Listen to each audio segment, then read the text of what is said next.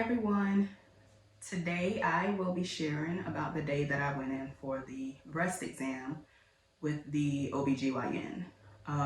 So just to give a little bit of a timeline, that appointment was on February 9th. I, of course, in the previous video shared how, the timeline of when I felt what I felt. At this point, the point of which I scheduled this appointment, this is where I have realized that it's not a clogged milk duct, it's not mastitis. I even wavered on the idea that it could have been, hormones, because my cycle may possibly be on its way. Yes, I was exclusively breastfeeding at the time, but she was eating solids as well. And so that meant she was intaking less milk. And so that was a possibility that crossed my mind. And so we have made it to the point where I have, again, kind of ruled out everything in those terms and have decided that I needed to follow up with the MD to get an understanding of what this is that I feel in my breast, and is this something that I should be worried about? And so I called the office at some point in January. I don't remember exactly when I called them, but I know the appointment that they gave me was February 9th. And so on February 9th, I went in, the OB-GYN's office, and anybody that, has gone down that route know how that process goes in terms of check-in, and you get in the room and, you wait on the MD to come in and do a breast exam because you're there for a problem visit. And so, we, meaning my husband and baby Matea, they both were with me that day. And so we all got placed in a room, exam room. I was given a gown that would open in the front. And so, you're told to undress waist up, and that, means your top, whatever you're wearing, and your bra. And you put the gown on that opens in the front. And so that's, how that process started. So after waiting in the room for the provider to come in, that day I saw Dr. Batson. He's with Parkside OB-GYN. That was the OB-GYN group that I had my care through when I was pregnant with Matea. However, I never met Dr. Batson with the rotation of, meeting the different providers there, because it was a new OB-GYN practice for me. So anytime, usually if you're a new patient, they want you to rotate through all the providers. However, he was one of the providers that I didn't see. Once I kind of picked, who it was that I enjoyed seeing during the pregnancy, I kind of stuck with them. But anyway, Dr. Batson, in my opinion, was, good enough to be a provider to do a breast exam and kind of let me know where we were and, what that meant. And so after being in the room for a while, Dr. Batson came in and introduced himself, and he even, made a mention that I don't think we've ever met before. And, I kind of confirmed that we didn't.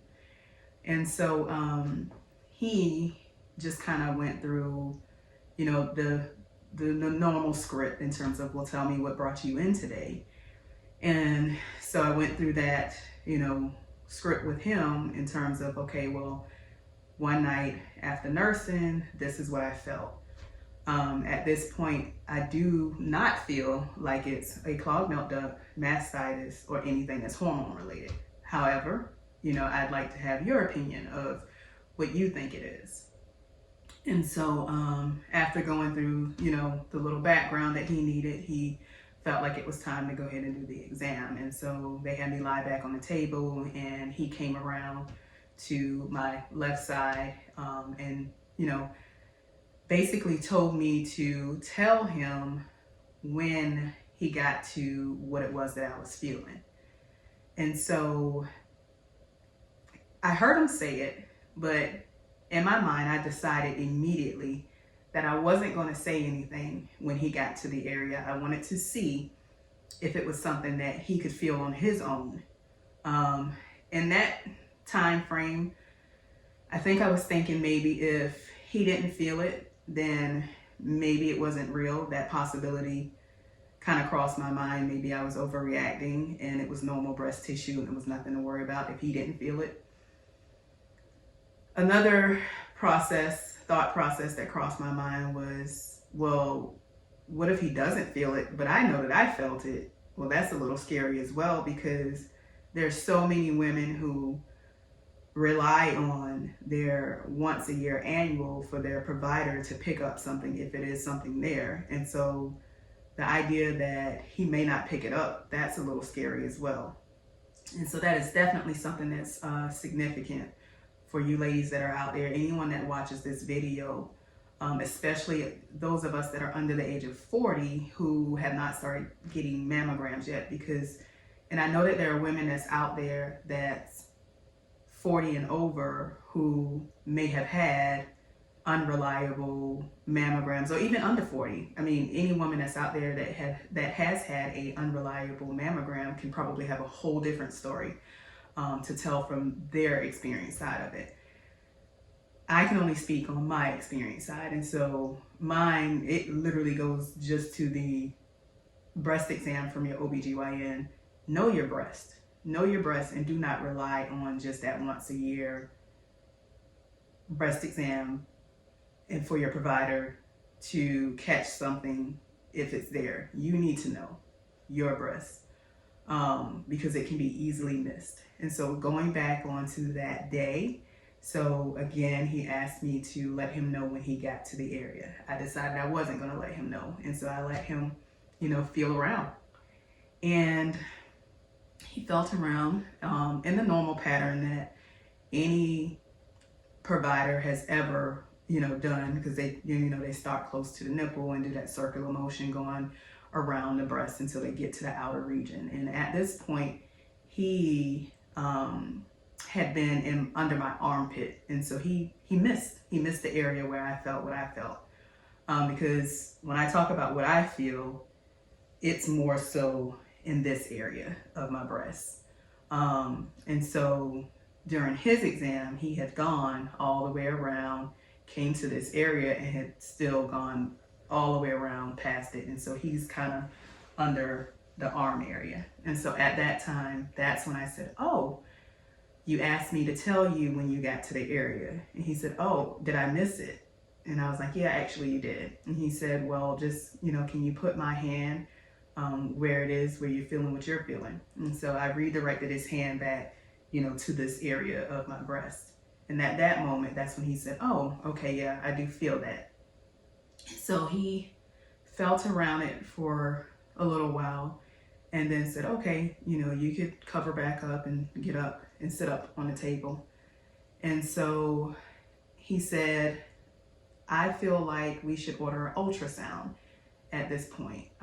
You're breastfeeding."